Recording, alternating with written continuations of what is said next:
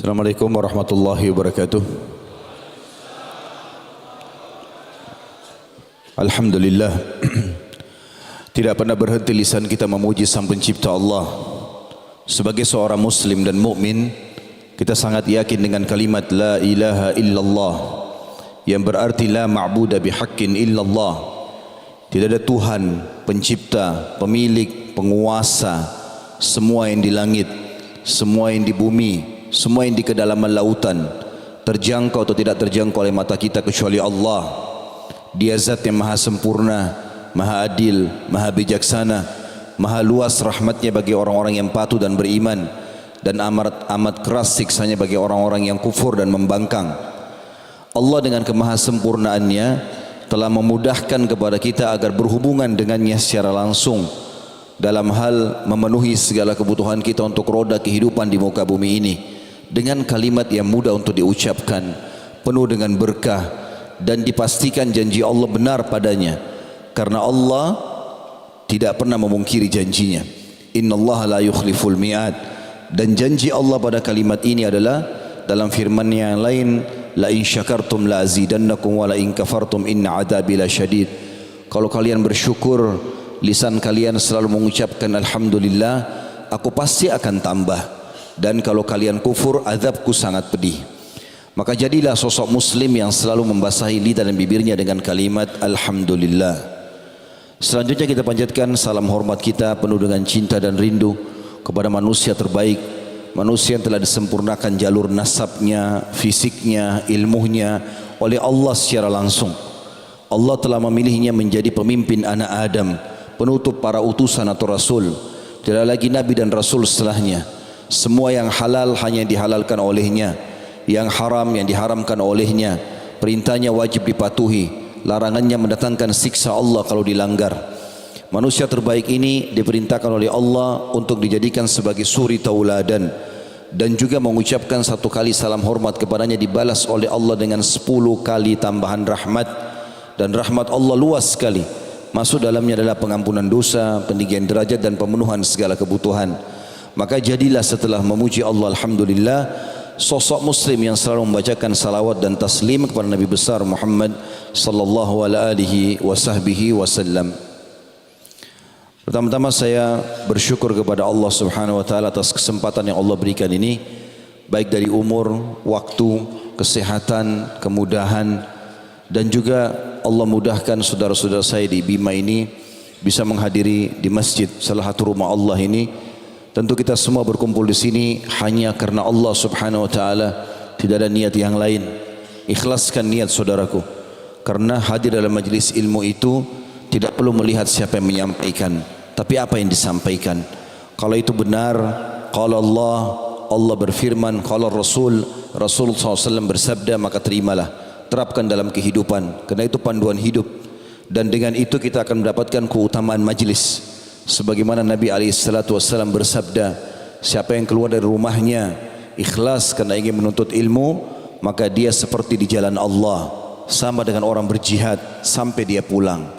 Juga dalam hadis yang lain kata Nabi SAW, siapa yang keluar dari rumahnya ikhlas ingin menuntut ilmu, maka akan diberikan pahala haji yang lengkap. Itu juga dengan hadis yang lain, semuanya hadis sahih kata Nabi SAW, siapapun yang keluar menuntut ilmu, maka para malaikat menaungi mereka dengan sayap-sayapnya karena ridho terhadap apa yang mereka lakukan. Dan pada saat mereka bubar dari majelis ilmu itu, para malaikat akan mengatakan sesuai dengan perintah dari Allah, bubarlah dalam kondisi dosa-dosa kalian diampuni. Jadi kalau ikhlas teman-teman, kita dapat pahala jihad, dapat pengampunan dosa, juga dijanjikan dapat pahala haji. Dan dalam hadis-hadis yang cukup banyak diantaranya, semua majlis ilmu dihadiri oleh para malaikat membawa rahmat dari langit. Maka ini majlis yang mulia, majlis yang dihadiri oleh makhluk-makhluk Allah yang mulia, tapi butuh keikhlasan dari kita semua. Saya juga ingin mengucapkan jazakumullahu khairan, terima kasih kepada seluruh jajaran teman-teman panitia, baik dari jajaran pemerintahan ataupun swasta. Siapapun itu saya tidak bisa menyebutkan satu persatu, termasuk juga jemaah yang hadir. Jazakumullahu khairan atas terlaksananya acara ini. Semoga ini dicatat Allah Subhanahu wa taala menjadi tambahan amal jemaah sekalian. Malam ini teman-teman, judul kita tentang dahsyatnya doa. Saya akan membuka ceramah ini dengan sebuah ilustrasi dulu. Kalau teman-teman punya seorang teman, mungkin kita semua punya teman, dan teman ini orangnya pintar, cerdas, baik, jujur.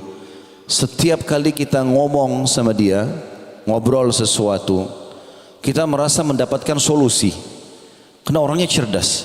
Saya ada masalah begini, oh gini menurut saya, oh begini menurut saya. Ada kebutuhan harta, kita langsung dibantu. Apa saja bagus dari dia. Dan yang luar biasa, dia bisa merahasiakan atau menyimpan apa yang sedang kita sampaikan. Saya yakin kita sepakati, saudaraku seiman, setiap kita punya masalah, kita akan datang ke orang yang sama. Benar atau tidak? Hah? Mana suaranya orang Bima ini? Karena cuma 3 orang tadi yang berbicara. Kita sepakat dulu. Benar kalau kita punya teman yang baik, dia bisa menerima curhatan kita, bahasa-bahasa yang kita sampaikan, keluhan, lalu kemudian dia bisa memberikan solusi, bisa membantu, bisa merahasiakan, kita akan datang ke dia kan? Teman-teman sekalian, itu manusia. Allah Subhanahu wa taala sebagai pencipta kita semua membuka pintu untuk itu. Bagaimana setiap sosok hambanya, siapapun itu, mau kaya, mau miskin, ya, mau masih muda, sudah tua, yang sehat, yang sakit, silakan menyampaikan bahasanya dan curhatannya kepada Allah. Allah zat yang maha sempurna, maha kaya. Allah menerima semua permintaan hambanya. Asal permintaan tersebut memenuhi syarat-syarat, maka tidak ada yang perlu diragukan. Kenapa seseorang di antara kita teman-teman sekalian pada saat kerja di sebuah kantor, dia begitu semangat kerja dan dia sangat yakin akhir bulan dia terima gaji. Kenapa dia begitu yakin? Karena dia, sepengetahuan dia, orang-orang yang memimpin atau pemilik perusahaan tersebut, atau kalau lembaga pemerintah berarti pemerintahnya, sudah menjanjikan dengan janji yang benar, bekerja dapat gaji. Maka kita semangat kerja. Itu juga sama, masih janji manusia. Yang manusia mungkin masih bisa memungkiri janjinya. Allah Subhanahu wa taala membuka pintu yang sangat luas buat kita semua. Dalam keadaan apapun kita bisa berdoa kepadanya. Dan doa ini adalah curhatan. Bagaimana seseorang bermanja sama Tuhannya. Mohon, minta. Nanti kita bacakan dalilnya. Dan pada malam ini dengan izin Allah Subhanahu wa taala kita akan bahas tuntas tentang masalah definisi doa, keutamaannya, syarat-syarat diterima, apa kira-kira yang membuat doa-doa tidak diterima, doa-doa apa yang pilihan yang dipilih oleh Nabi sallallahu alaihi wasallam, kapan waktu-waktu mustajab.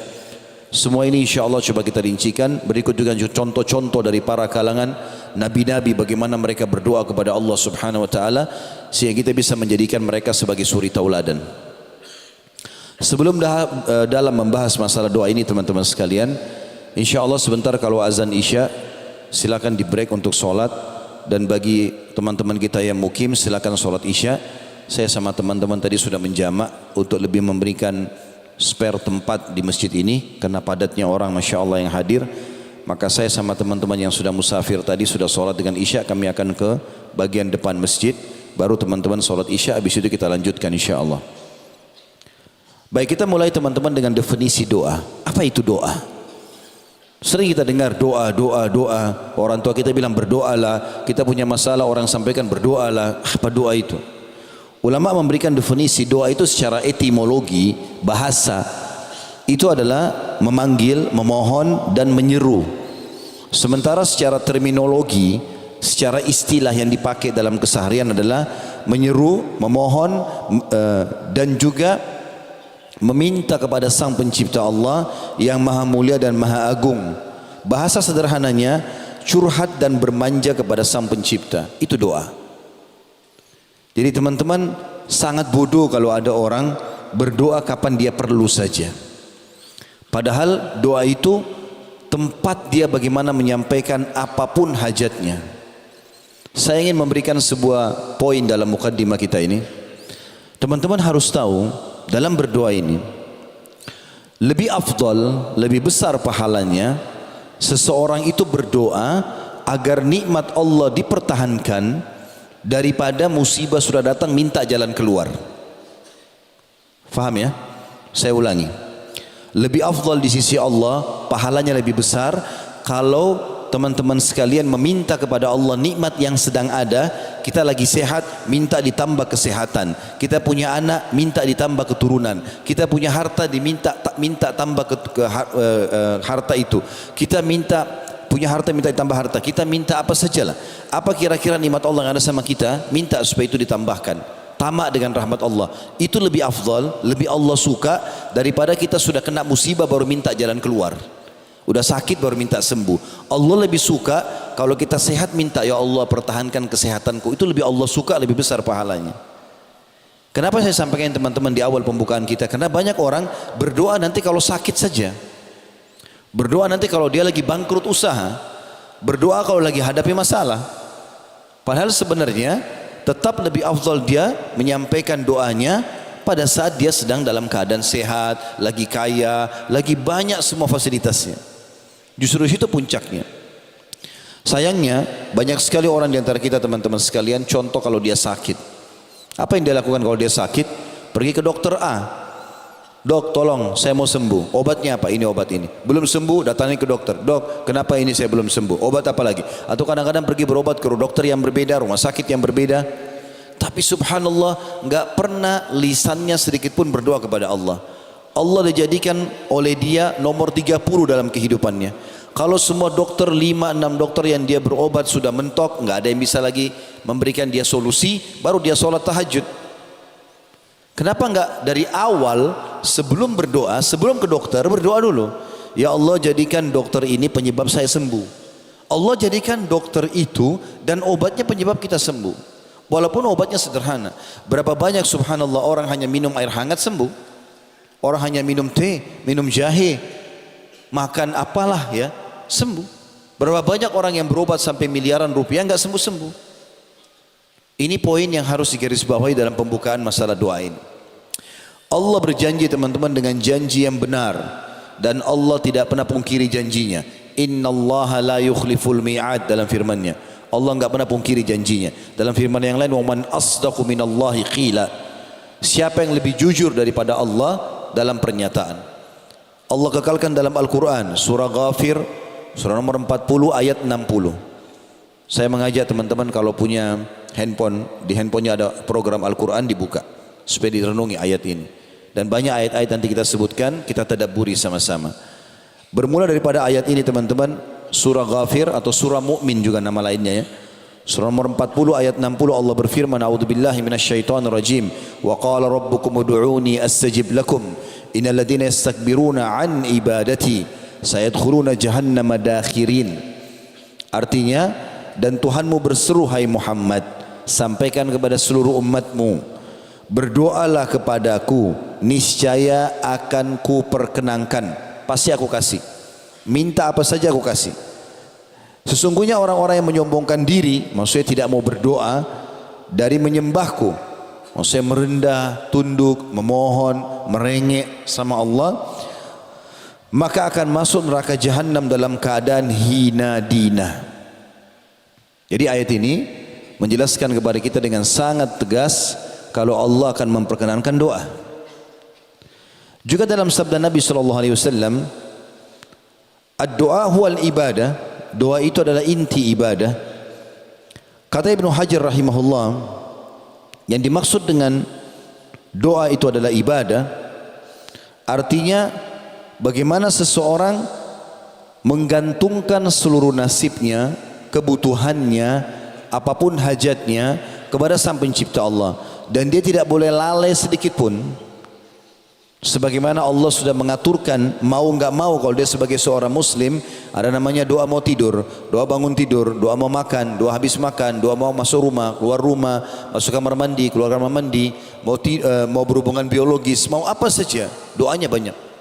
Allah SWT sudah siapkan agar dalam setiap keadaannya dia selalu bergantung dengan Allah Subhanahu wa taala. Kalau teman-teman tidak mau berdoa, maka justru mengundang murkahnya Allah. Di dalam hadis riwayat Tirmidzi, Allah marah, kata Nabi SAW, Allah murka dengan orang yang tidak berdoa kepadanya. Itu dalam riwayat lain dikatakan, atau dalam naskah yang atau tulisan yang lain, barang siapa yang tidak berdoa maka Allah akan marah padanya.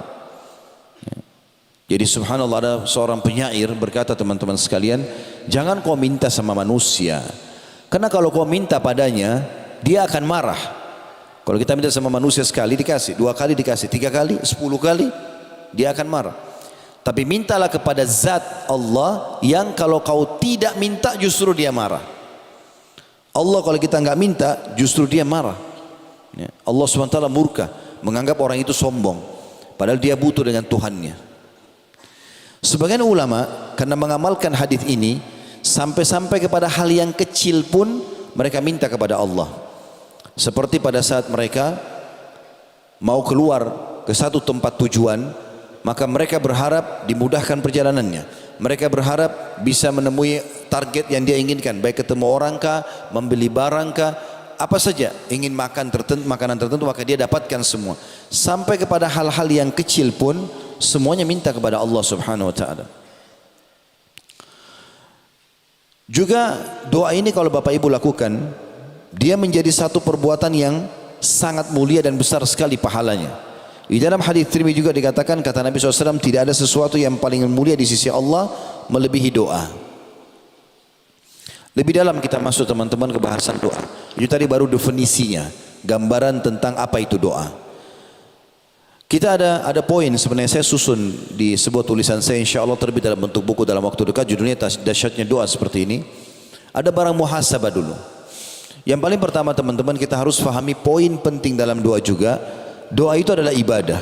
Maksudnya kita melihat hasilnya sudah dapat atau belum dapat, maka dia adalah ibadah. Dalam arti kata, kita tetap akan dapat pahalanya pada hari kiamat, kalaupun kita tidak dapat di dunia, tapi dia dicatat pahala. Yang kedua, doa yang dipanjatkan selama memenuhi syarat, nanti kita sebutkan syarat-syaratnya. Selama memenuhi syarat maka pasti diterima. Hanya saja ada tahapan pemberian. Kata Nabi SAW, tidak ada seorang muslim pun di muka bumi yang berdoa pada Allah kecuali Allah akan menjawabnya, tetapi melalui salah satu dari 3 tahapan. Yang pertama, Allah beri langsung di dunia permintaannya. Misal dia mengatakan, ya Allah sembuhin saya, lalu dia ketemu sama seseorang, orang itu dokter misalnya, atau misal kalau ada yang bertanya begini, Ustaz, dari mana saya bisa tahu kalau doa saya diijabah sama Allah? Maka jawaban saya adalah datang dalam bentuk sinyal. Misalnya kita berdoa di sholat tahajud, ya Allah terimalah, sembuhkanlah penyakit saya misalnya. Ya Allah mudahkanlah rezeki buat saya, mudahkanlah jodoh, mudahkanlah pekerjaan misal. Dari mana kita tahu doa kita diijabah? Perhatikan contohnya, kata ulama adalah kalau kita bilang ya Allah sembuhin penyakit saya, lalu Allah sudah ijabah doa itu. Besok misalnya kalau kita sholat malam tadi malam minta, besok kita ketemu dengan seseorang tamu datang ke rumah, atau ada teman kantor yang kita ketemu, atau partner bisnis, atau tetangga, ngobrol-ngobrol secara umum, terus tiba-tiba masuklah pembicaraan kepada penyakit kita. Lalu dia bilang, setahu saya ada dokter yang bagus di sana. Lalu kemudian kita pergi ke dokter tersebut, konsultasi cocok, resepnya cocok, sembuh. Kira-kira pertanyaan saya teman-teman, dokterkah yang sembuhkan kita? Tentu bukan. Kenapa? Dokter pun kalau di resep cuma tulis semoga lekas sembuh. Enggak ada dokter tulis pasti sembuh. Pasti resepnya semoga lekas sembuh. Itu saja. Jadi Allah Subhanahu wa taala menjawab permintaan kita dengan cara seperti itu. Misalnya Allah mudahin rezeki buat saya. Tiba-tiba besok ada yang tawarin mobil. Dia mau jual mobilnya, kita nggak ada duit mau beli mobil. Jangan buru-buru batalin. Siapa yang gerakin orang ini? Kenapa dia datang ke kita? Kok tiba-tiba tawarin ke saya? Baik, tunggu sebentar. Coba saya telepon teman-teman saya yang lain. Mungkin ada yang mau misalnya. Lalu mungkin dari situ teman-teman kita memberikan kita uang. Orang mengatakan minta jodoh. Berapa banyak orang yang menawarkan diri kepadanya. Berapa banyak orang yang menawarkan anaknya. Tinggal dia menangkap sinyal itu. Doa Allah Subhanahu wa ta'ala sangat dekat. Dan dia akan beri kepada kita. Atau yang kedua kata Nabi SAW, jadi tidak ada seorang muslim pun berdoa di muka bumi kecuali diterima doanya hanya melalui 3 tahapan. Yang pertama Allah kasih langsung kayak tadi. Yang kedua dihilangkan keburukan yang akan menimpa dia. Kata Ibnu Qayyim rahimahullah, kalau ada seorang hamba misal berkata, ya Allah sembuhkan anakku, anaknya sakit. Lalu dia berdoa selama 10 tahun dan ternyata menurut dia anaknya belum sembuh. Maka kalau dia mengira bahwasanya doanya belum diijabah, kata Ibnu Qayyim itu kekeliruan yang sangat besar. Karena kalau dia tidak berdoa selama 10 tahun, pastikan anaknya lebih parah daripada itu. Berarti doanya sudah diijabah. Dan terlalu banyak doa-doa kita yang Allah subhanahu wa ta'ala berikan setiap hari dan menghilangkan masalah kita. Contoh misal, bukankah tiap hari kita lapar teman-teman sekalian? Lapar nggak tiap hari? Lapar. Kita cuma ucapkan begini, lapar ya. Tiba-tiba makan tuh. Kita tinggal masuk rumah makan, beli, pulang ke rumah makan, minta sama teman dikasih. Kalau tidak makan tidak mungkin kita hidup sampai sekarang. Kita haus, masalah itu. Tapi kita bilang haus ya, tiba-tiba kita tinggal cari minum. Dapat, berapa tahun kita hidup sekarang? 20 tahun, 30 tahun, 40 tahun, minum terus tuh. Dan itu kebutuhan tiap hari. Hanya ucapin haus, dikasih. Ngantuk, tinggal tergeletak, tidur, diijabah sama Allah. Yang Allah belum kasih teman-teman sebagian kecil dari permintaan kita. Kalau kita kumpulkan semua permintaan kita dalam keseharian, yang Allah belum kasih cuma sebagian kecil. Dan itu pun ada sebabnya. Nanti kita jelaskan itu. Tapi umumnya permintaan kita itu Allah kabulkan. Dan yang paling banyak di sini, kalau bukan diberikan langsung, Allah SWT hilangkan musibah yang akan menimpa dia. Tahapan yang ketiga, disimpankan untuknya yang dia panen dalam bentuk pahala pada hari kiamat. Di dalam sebuah riwayat yang lain, baginda Nabi SAW bersabda, kalau atau akan datang nanti hamba-hamba pada hari kiamat, dikasih pahala oleh malaikat bergunung-gunung, banyak sekali, dan mereka tidak pernah tahu ini pahala perbuat dari amal apa. Mereka berkata, kata Nabi SAW, dari mana pahala ini? Perasaan kami nggak pernah lakukan ini.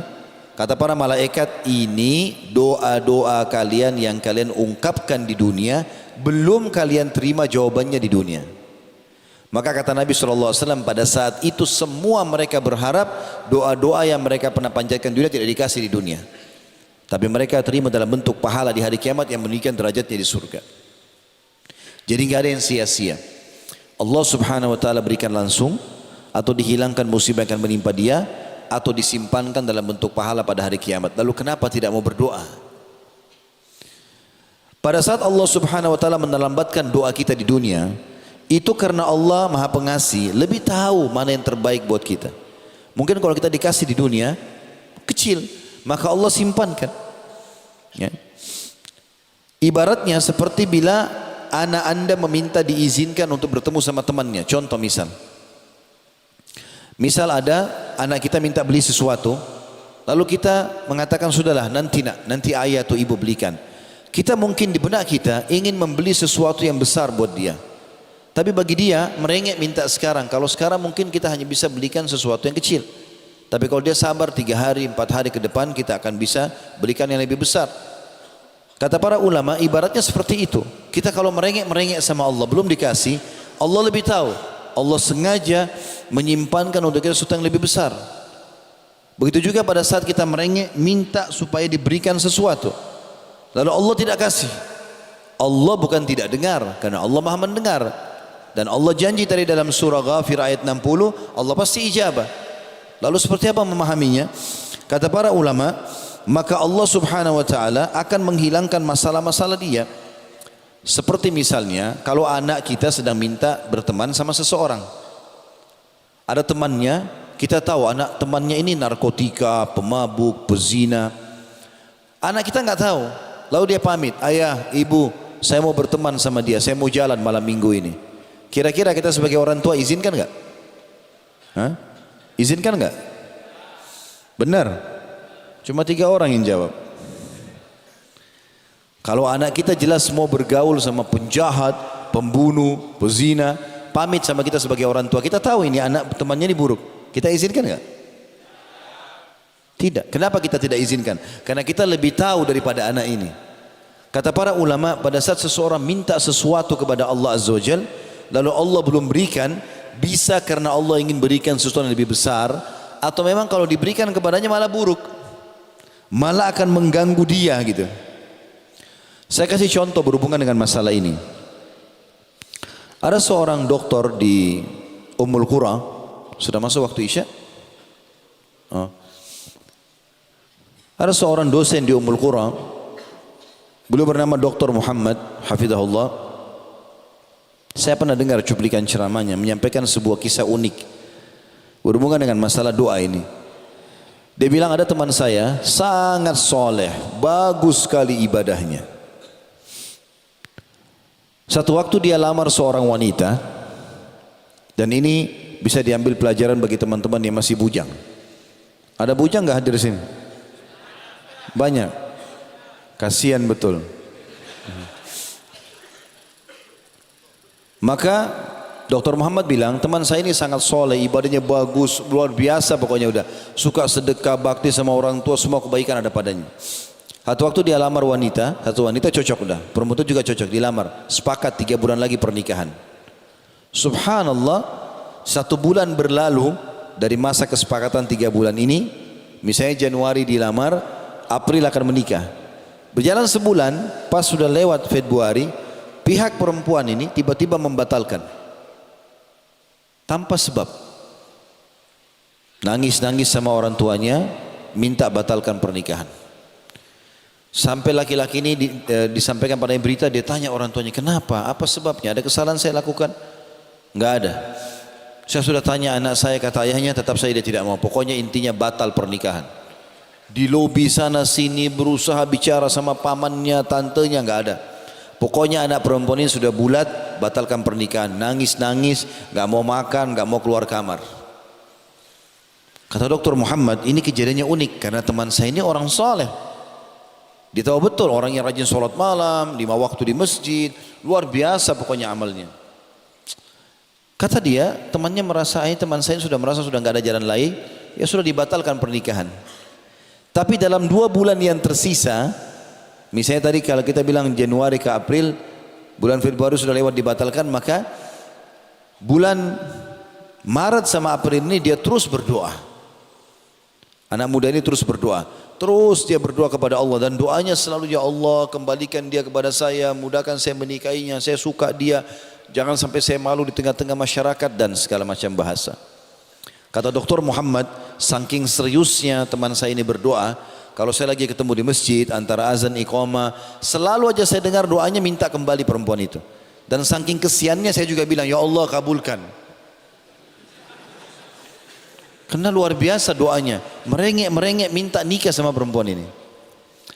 Kata Dr. Muhammad, jadi pertanyaan buat saya, 2 bulan dia berdoa berturut-turut, Allah seperti nggak kabulkan.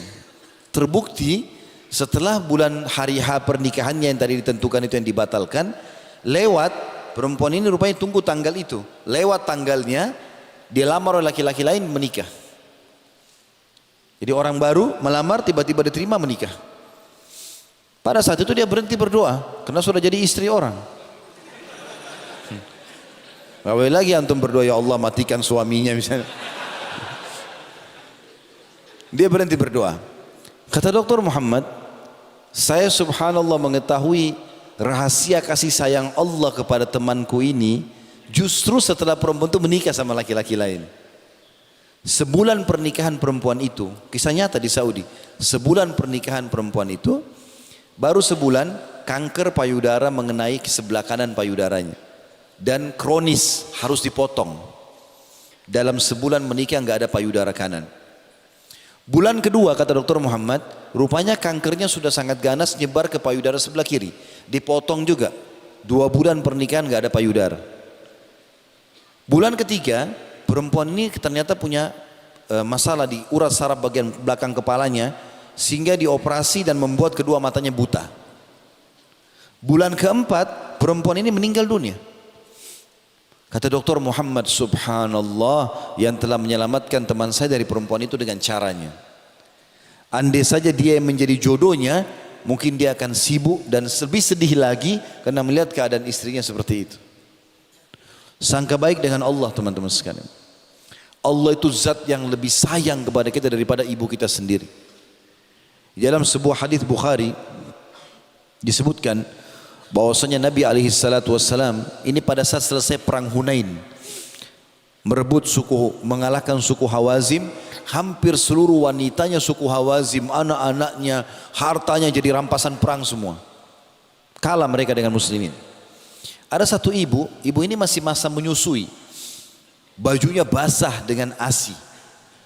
Dia jalan, rupanya sahabat Nabi ridwanullahi alaihim memisahkan antara tawanan anak-anak dengan tawanan ibu-ibu perempuan. Dipisahkan masing-masing. Ibu ini keluar dari tawanan perempuan, pergi ke tempat tawanan anak-anak kecil. Nabi SAW waktu lihat, Nabi bilang kepada para sahabat, perhatikan ibu ini, apa yang dia mau lakukan. Rupanya ibu itu angkat anak kecil, dibalik, terus dilihat sama dia. Bukan anaknya rupanya, ditaruh lagi. Dia maju lagi, angkat lagi anak satu, dibalik, bukan anaknya. Rupanya dia lagi cari anaknya nih. Terus saja dia mengangkat anak sampai ditemukan anaknya akhirnya. Dari sekian ratus anak kecil, akhirnya ditemukan sama dia. Begitu ditemukan anaknya, langsung dipeluk sama dia di depan orang-orang semuanya. Pada saat itu lagi panas cuaca, debu berterbangan, orang lagi pada keringatan. Dia masukkan anaknya ke dalam pakaiannya, ditutup, gitu kan? Kemudian disusui sama dia. Subhanallah, ibu ini sudah tidak malu lagi di depan orang. Bagi dia temukan anaknya. Dan bagi dia anaknya lagi butuh susu, disusui sama dia walaupun ditutup dalam bajunya, gitu kan? Tidak ada yang lihat tentunya. Tapi Nabi SAW dan sahabat tahu ibu ini lagi nyusui anaknya. Kata Nabi SAW, saya mau tanya kalian kepada para sahabat, kalau kita bakar api unggun, lalu kita minta ibu itu lempar anaknya ke api, mau nggak dia lempar? Kata para sahabat, tentu tidak ya Rasulullah. Lihat kasih sayangnya dia sama anaknya begini, nggak bakal dia bunuh anaknya gitu. Kata Nabi SAW, ini pesan Nabi, demi zat, maksudnya demi Allah yang jiwa Muhammad dalam genggamannya, maksudnya demi Allah, Tuhan kalian Allah lebih sayang kepada kalian daripada ibu itu kepada anaknya. Allah itu sangat sayang dengan kita teman-teman.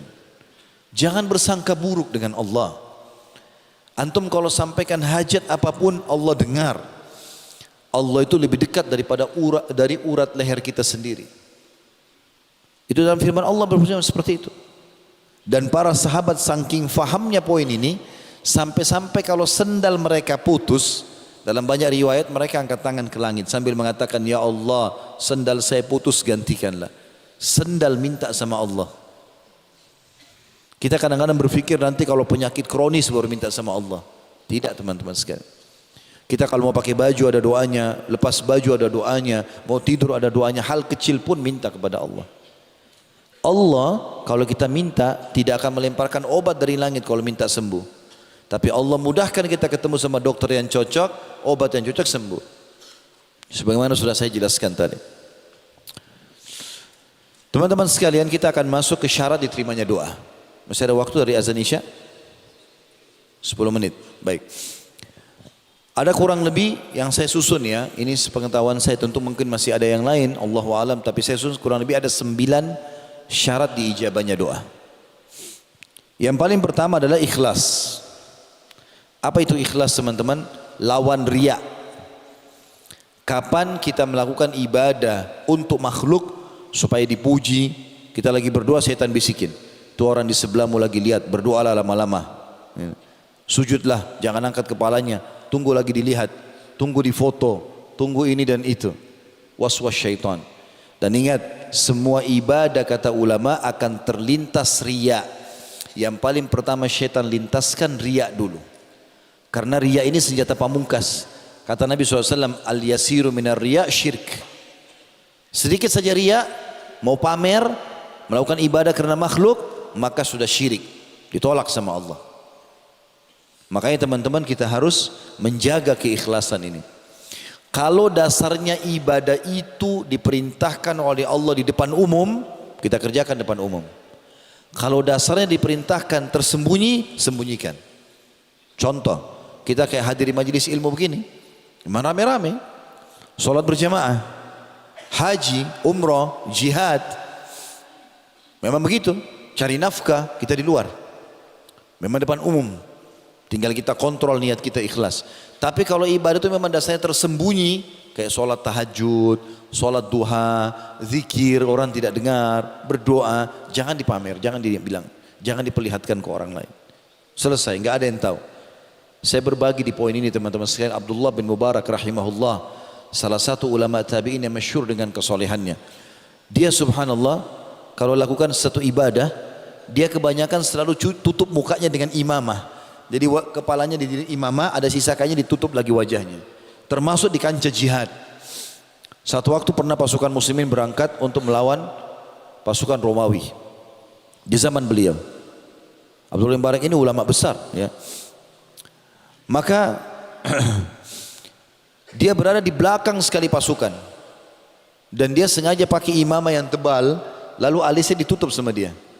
Dan kelopak mata di bawah hidungnya juga, di bawah matanya juga ditutup. Orang kalau pakai cadar atau pakai imamah seperti ini, kalau alisnya kelihatan masih bisa dikenal, oh ini si fulan. Tapi kalau ditutup alisnya, cuma bola mata, susah dikenal. Lalu dia berada di belakang sekali pasukan, nggak ada yang tahu dia. Subhanallah, itu pasukan muslim ketemu sama pasukan kafir. Rupanya ada dari pasukan Romawi, satu orang berotot, badannya besar, memegang pedang yang sangat besar, dan dia tunjukkan keterampilannya di depan pasukan muslimin. Banyak umat Islam yang takut menghadapi dia. Dia nantang, siapa yang mau duel? Siapa yang mau duel? Nggak ada yang maju, subhanallah. Muncullah Abdullah bin Mubarak dari belakang, tapi dia pakai tutupan muka tadi. Abdullah bin Mubarak ini badannya tidak besar, kecil. Maju, lawan orang tersebut. Terjadi duel yang sangat luar biasa hebat. Dengan beberapa gerakan saja berhasil dikalahkan dan terbunuh orang kafir ini. Yang tadinya karena kuatnya ototnya, sampai mungkin kalau ditebas dengan tebasan orang yang kekuatannya tidak banyak, maka tidak sobek kulitnya orang ini karena kekarnya. Seperti binaragawan kalau kita gitu. Tapi subhanallah, Abdullah bin Mubarak bisa membunuhnya. Waktu dia mati, orang-orang pada bertakbir, Allahu Akbar, Allahu Akbar. Semangat umat Islam semangat lagi. Abdullah bin Mubarak jalan di pinggir pasukan, pergi ke belakang. Enggak pamer-pamer depan orang, angkat pedang, enggak, ke belakang. Orang Islam karena sibuk menghadapi musuh, tidak ada lagi yang lihat dia. Rupanya ada satu orang mengikuti dia dari belakang. Dia bilang, demi Allah saya mau tahu siapa orang ini. Lalu dikejarlah dari belakang, diam-diam orang itu, Abdullah bin Mubarak lagi di belakang sekali, dia lewat dari belakang kuda, dia loncat, ditarik cadarnya, imamahnya, kelihatan mukanya. Pada saat itu Abdullah bin Mubarak marah, kenapa kau lakukan ini? Dia bilang, ternyata kau hai Abdullah, ya. Kata dia, iya, tutupi aibku ini, kata Abdullah bin Mubarak. Dia menganggap kalau orang tahu aib bagi dia. Perhatikan teman-teman dan bedakan dengan keadaan sebagian orang di antara kita. Baru nyumbang sedikit masjid, baru nyumbang sedikit untuk anak yatim, sudah satu negeri tahu. Ya. Bahkan subhanallah di era kita sekarang medsos tidak bisa kalau tidak diekspos. Ekspos sana sini. Mau pergi taklim saja sudah tulis pergi taklim. Pulang taklim. Sholat malam, pamer sama orang. Ya. Bedanya ikhlas dengan riya teman-teman, sebagian kata ulama ya, sebagian perbedaan dasar. Kalau ikhlas itu tidak akan bicara kecuali ada pertanyaan. Misal kita mau ke masjid, orang tanya, mau kemana Pak? Mau ke masjid. Kita nggak mungkin juga diam. Kalau kita bilang nanti kalau saya jawab riya nih, akhirnya orang jadi curiga. Kalau ditanya jawab, itu ikhlas. Ditanya saja. Kalau riya tidak ditanya, dia yang menceritakan, dia yang bertanya. Kau puasa nggak? Puasa nggak? Saya puasa. Nggak ada yang nanya. Riya. Gitu kan?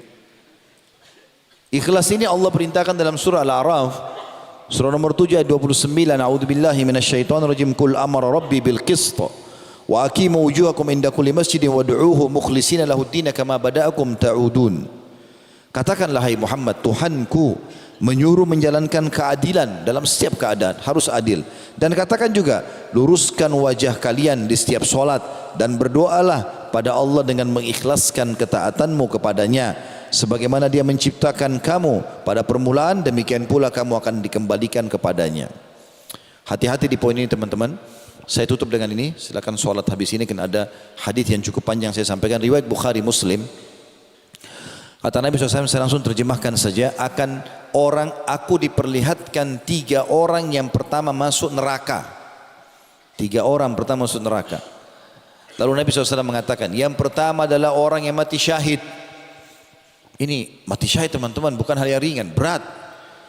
Ya, kalau kita laki-laki ini, fahami kita harus ke medan jihad, tinggalkan istri, tinggalkan pekerjaan, masuk di medan perang, bisa tangannya terputus, bisa matanya tercongkel, bisa disiksa, bisa segala macam. Iya kalau langsung mati, kalau enggak sulit untuk mendapatkan itu, dan itu pun harus ikhlas, kalau enggak jadi masalah.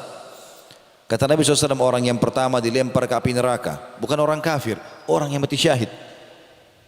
Lalu Nabi SAW jelaskan, Allah datangkan dia, kemudian Allah perlihatkan kepadanya segala macam nikmat, dari badannya yang kekar, sifat keberaniannya, keterampilan perangnya, biaya yang dia keluarkan, segala macam.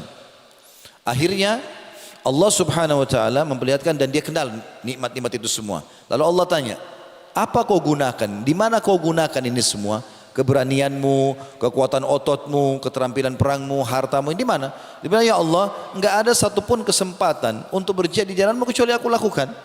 Dan itu aku lakukan karena kamu. Kata Allah SWT, kau telah dusta. Di hari kiamat enggak bisa lagi orang bohong. Kau telah dusta. Kau berperang supaya kau dikatakan seorang yang pemberani, dan sudah diucapkan. Kau sudah dapat itu pujian orang. Maka Allah memerintahkan dia, memberikan malaikat untuk menyeret wajahnya di bawah di tanah lalu dilempar ke api neraka. Teman-teman, pujian orang yang selama ini dikejar oleh orang ria ini hanya sepanjang lidahnya. Ini saja. Kamu hebat ya, kamu soleh ya, kamu soleha, oh kamu dermawan. Ini sepanjang lidah. Pujian orang enggak membuat perut kita kenyang, enggak membuat wajah kita tambah tampan, enggak membuat harta kita bertambah, enggak ada manfaatnya. Enggak buat apa-apa. Ada orang semalam suntuk sholat malam, besok pagi cerita sama teman di kantor, hilang semalam suntuk dengan 2-3 kalimatnya. Untuk apa? Apa manfaatnya? Dan ini kata Nabi SAW, dia mati syahid karena dia mau dikatakan seorang pemberani. Sudah diucapkan, sudah dapat. Oh itu perang panglima, itu kesatria, itu segala macam. Yang kedua, yang Allah berikan kepadanya Al-Quran. Riwayat lain, Al-Quran dan ilmu agama. Lalu dia mengajarkan ke sana sini. Kemudian Allah datangkan dia, diperlihatkanlah. Pada saat pertama dia nuntut ilmu, kemudian pada saat pertama dia mengajar, pertama dia hafal surah Al-Quran sampai dia jadi hafid Quran. Lalu Allah tanya, apa yang kau kerjakan dengan ilmumu dan Al-Quranmu ini? Ya Allah, tidak ada kesempatan untuk mengajarkan ilmu kecuali aku lakukan. Dan tidak ada kesempatan baca Quran kalau aku baca di siang hari dan malam hari karenamu ya Allah. Kata Allah, kau dusta. Kau belajar agar kau dikatakan seorang alim, ulama. Dan kau belajar dan kau baca Quran supaya kau dikatakan qari, pembaca Al-Quran, gitu kan? Dan sudah diucapkan. Tapi kau dusta. Maka diseret wajahnya, dilempar ke api neraka. Bayangkan hafid Quran dan dai. Yang ketiga adalah orang yang Allah berikan, kata Nabi SAW, harta yang melimpah. Segala macam jenis harta ada sama dia. Semua jenis bisnis dikuasai sama dia, sampai kaya raya. Dan dia sibuk berinfak. Allah perlihatkan di hari kiamat, dia tonton semuanya. Dia kenal nikmat itu. Allah tanya, apa yang kau kerjakan dengan harta ini? Ya Allah, aku tidak melihat sebuah kesempatan pun untuk berinfak kecuali aku berinfak di jalanmu. Karena kamu ya Allah. Kata Allah, kau telah dusta. Kau berinfak agar kau dikatakan jawad, dermawan, dan sudah diucapkan. Lalu kemudian diseret wajahnya, dilempar ke dalam api neraka. Ya, sudah masuk waktu ya. Baik, saya tutup dengan kisah ini. Subhanallah teman-teman, kita lihat bagaimana orang-orang yang riya tidak diterima amalnya. Rahasiakan, tahu dan yakin Allah Maha lihat. Sifat Allah Al-Basir. Malaikat di kiri kanan mencatat, tidak pernah istirahat, tidak pernah capek, dan semua tercatat dilihatkan pada hari kiamat. Sampai orang kafir, Allah katakan dalam Al-Quran akan mengatakan hari kiamat, a'udzubillahi minasyaitonirrajim, ma li hadzal kitab la yughadiru saghiratan wala kabiratan illa ahsaha. Buku apa yang kami terima ini? Buku amal hari kiamat. Tidak bisa membedakan mana yang kecil, mana yang besar. Apa kata sebagian ulama tafsir? Dari pertama kita jatuh dari rahim ibu kita, tangisan pertama, kedipan mata pertama, yang ke-10, yang ke-100, yang ke-1 juta, sampai kita meninggal, semuanya terlihat. Dan sebagian ulama di zaman sekarang mengatakan, jangan pernah bayangkan buku amal kita seperti buku yang biasa kita baca. Bukan begitu. Kalau di zaman sekarang, kalau tentu bapak-bapak dan ibu sekalian yang hidup umurnya di atas 25-30 tahun lah pasti sudah tahu itu. 20 tahun yang lalu, 25 tahun yang lalu tidak ada handphone. Kita masih pakai telepon rumah. Kita nggak pernah berpikir handphone seperti sekarang sudah jadi perpustakaan berjalan. Apa saja kita mau ada di handphone. Kita bisa bicara sama orang di ujung dunia dengan pakai video call sekarang. Luar biasa. Kita bisa simpan semua data, bisa transfer uang, bisa segala macam dari sini. Maka teman-teman sekalian, kita harus fahami fasilitas yang Allah SWT berikan semua ini untuk digunakan di ketaatan kepada Allah Subhanahu wa taala, bukan pada kemaksiatan. Dan bagaimana kita menunggangi semua ini untuk lebih dekat kepada Allah Subhanahu wa taala. Mohon maaf kita break dulu, insyaallah sebentar kita lanjutkan setelah salat Isya atau ba'da Isya. Subhanakallahumma bihamdika asyhadu an la ilaha illa anta astaghfiruka wa atubu ilaik. Wassalamualaikum warahmatullahi wabarakatuh. Assalamualaikum warahmatullahi wabarakatuh. Alhamdulillah wassalatu wassalamu ala Rasulillah. Segala puji dan puja kehadirat Allah Subhanahu wa taala. Segala salawat dan taslim kepada Nabi besar Muhammad sallallahu alaihi wasallam. Tentang dahsyatnya doa, dan kita sudah masuk tadi ke syarat yang pertama diterimanya doa adalah ikhlas. Bahkan ikhlas ini adalah syarat diterimanya semua ibadah. Sebagaimana dalam hadis sahih riwayat Ahli Sunan, kata Nabi SAW, Inna Allah la yakbalu amalan illa ma kana khalisan liwajhi. Allah tidak akan menerima amal kecuali yang ikhlas karenanya. Jadi kita sudah sebutkan tadi kiat-kiatnya ya. Dan orang yang suka menyembunyikan amal solehnya tidak ada yang tahu kecuali memang yang kelihatan oleh orang umumnya, seperti di sholat berjamaah, jihad, cari nafkah, haji dan umrah. Kalau dia dilihat orang ya sudah, atau ditanya oleh orang dan kita terpaksa harus jawab. Tapi kalau tidak, dia tidak menyampaikan, maka orang yang ikhlas ini dicintai oleh Allah Subhanahu wa taala. Dalam sebuah hadis riwayat Muslim, kata Nabi SAW, Inna Allah yuhibbut taqiyul ghaniyul khafi. Inna Allah yuhibbut taqiyul khafi. Allah sangat suka dan cinta kepada hambanya yang taqi, suka sekali patuh, takwa kepada Allah. Kemudian ghani, kaya dan suka berinfak. Lalu khafi, suka merahasiakan amalnya. Yang kedua syarat diterimanya amal teman-teman, mulailah doa anda atau doa antum dengan tahmid dan salawat. Yang paling sederhana adalah Alhamdulillah wassalatu wassalamu ala Rasulillah. Itu yang paling sederhana. Tapi makin panjang antum memuji Allah, maka makin bagus. Puji Allah Subhanahu wa taala. Misal kita salat di malam hari, lagi sujud di salat tahajud. Wahai Zat yang aku yakini sebagai penciptaku, pencipta langit, pencipta bumi, Zat yang telah mengizinkan dahiku sujud di tempat sujud ini, yang mengizinkan lidahku mengucapkan kata-kata ini, yang telah menundukkan hatiku untuk bisa khusyuk dan memohon kepadanya. Muji Allah Subhanahu wa taala. Lalu bacakan salat kepada Nabi SAW, dan aku mengucapkan salam hormat kepada nabimu, utusanmu Muhammad sallallahu alaihi wasallam sebagaimana engkau perintahkan. Baru kita masuk ke doa. Karena Nabi SAW bersabda dalam hadis Bukhari Muslim, Kullu amrin la yubda bismillahi fahuwa aqta. Semua perkara yang tidak dimulai dengan nama Allah maka terputus dari rahmat. Apalagi doa.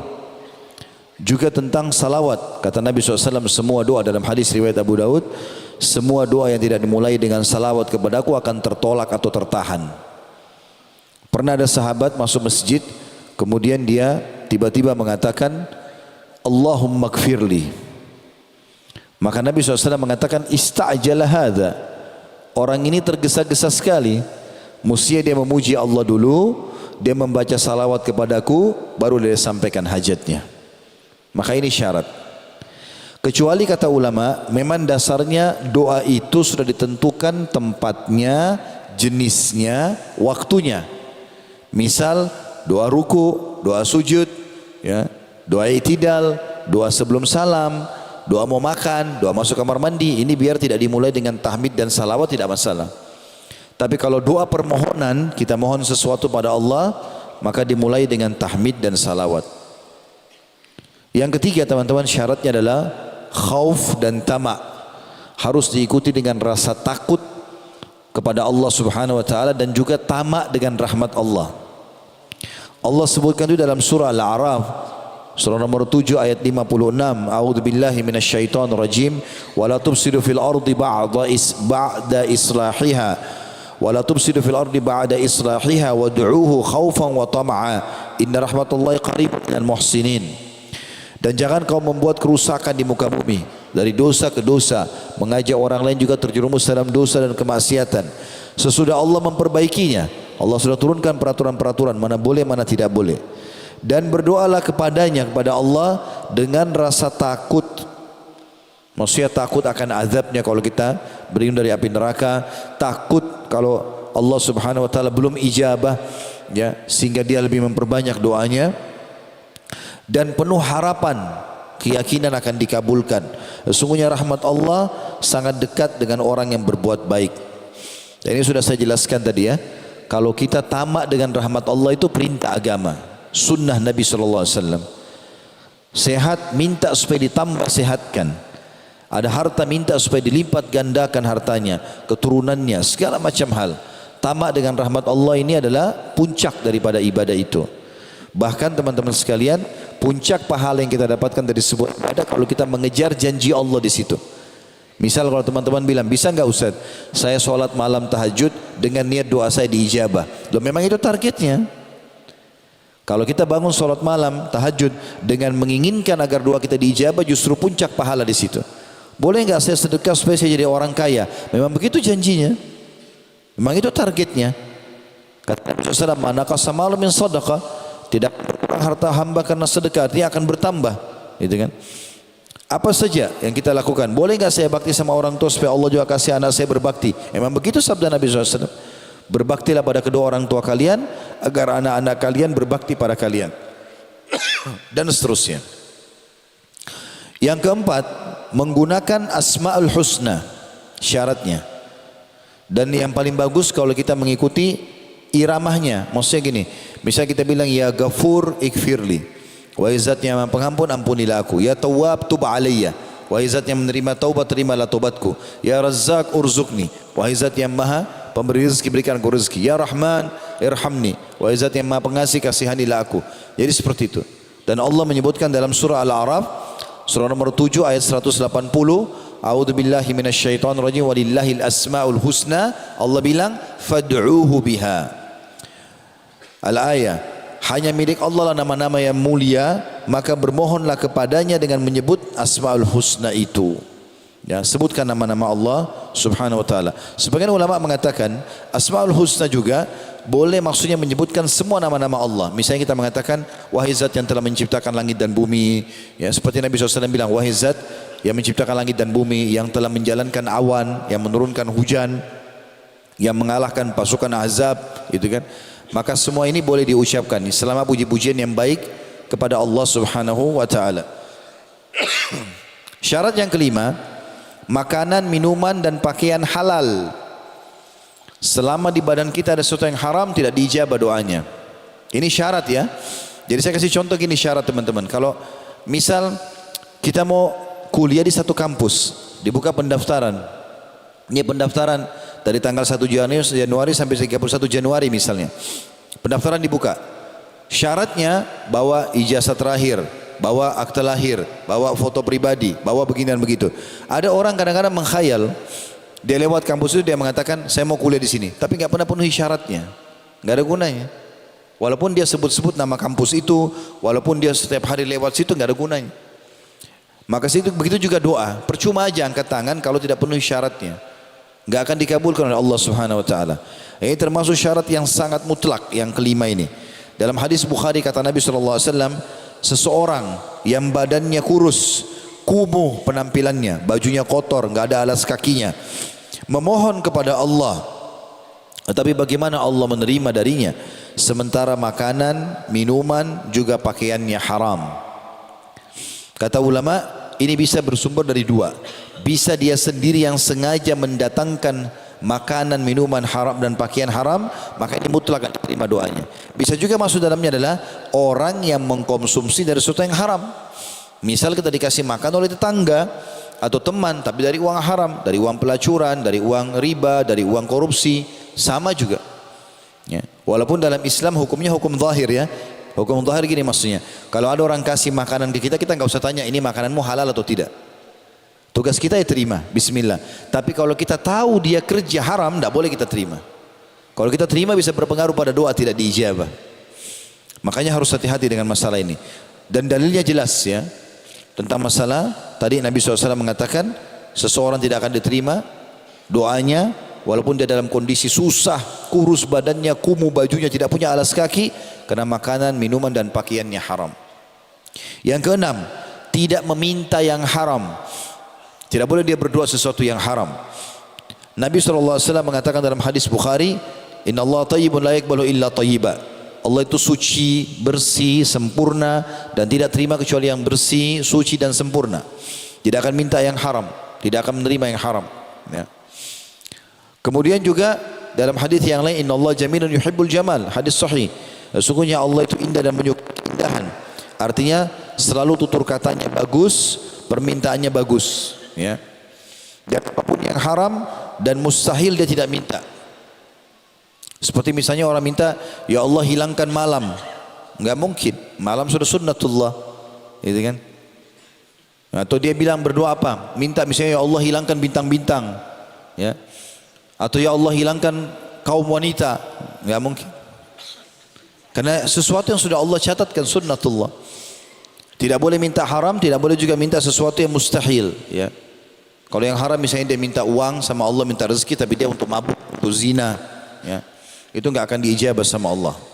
Kalaupun ada sesuatu yang sampai ke dia, maka sesuatu itu adalah karena tercatat sebagai rezekinya saja, tapi permintaannya tidak diijabah.